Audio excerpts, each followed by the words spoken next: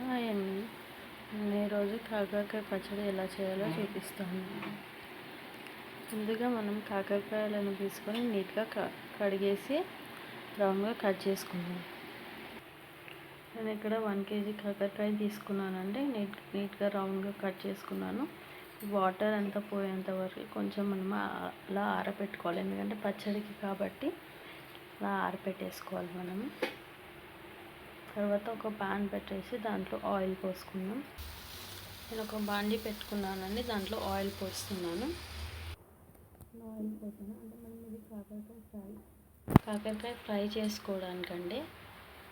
అక్కడ కొంచెం మునిగే వరకు పోసుకుంటే సరిపోతుంది. కొంచెం వేడవగానే మనం కాకరకాయ అనేది వేసేద్దామండి.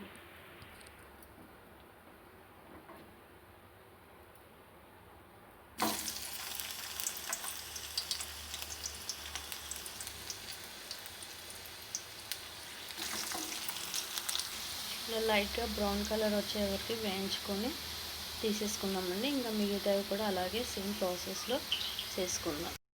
నేను 1 tablespoon జీలకర్ర ఆవాలు వేస్తున్నానండి.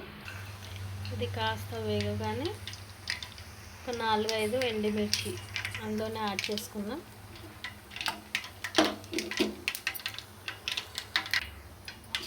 నేను ఎండుమిర్చి వేసేస్తున్నాను. నేను 5 తీసుకున్నానండి. దాన్ని చేసి వేస్తాను, ఎందుకంటే మన అలాగే వేస్తే పైన చిల్లుతుంది కాబట్టి కొంచెం అలా చేసి వేసేస్తాను. వేసాను ఇప్పుడు కూడా అలాగే. అండ్ తర్వాత మనము ఎల్లిపాయ వేసుకుందాం. నేను ఒక గడ్డ తీసుకున్నాను, ఎల్లిపాయ గడ్డ, అది వేసేస్తున్నాను. ఎల్లిపాయ కూడా వేసేస్తున్నాను.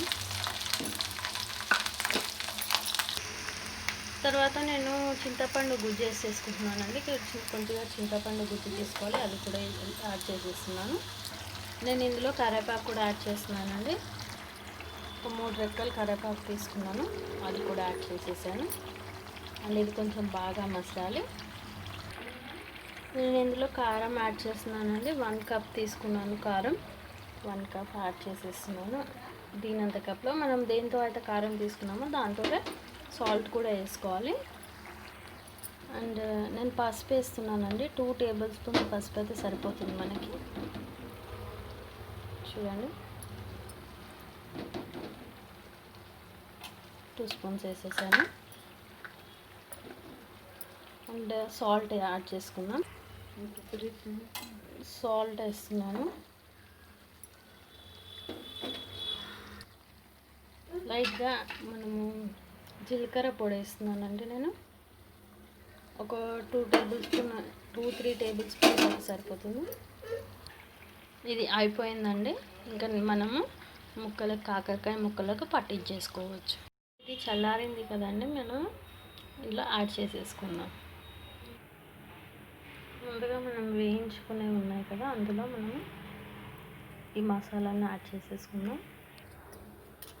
ఇలా మొత్తం యాడ్ చేసేసుకొని కలిపేసుకోవాలండి. ఇది మొత్తం మనము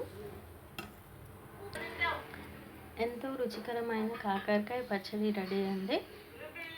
ఇది మీకు పులుపు తక్కువ ఉంటే కనుక మీరు చింతపండు యాడ్ చేసుకోవచ్చు.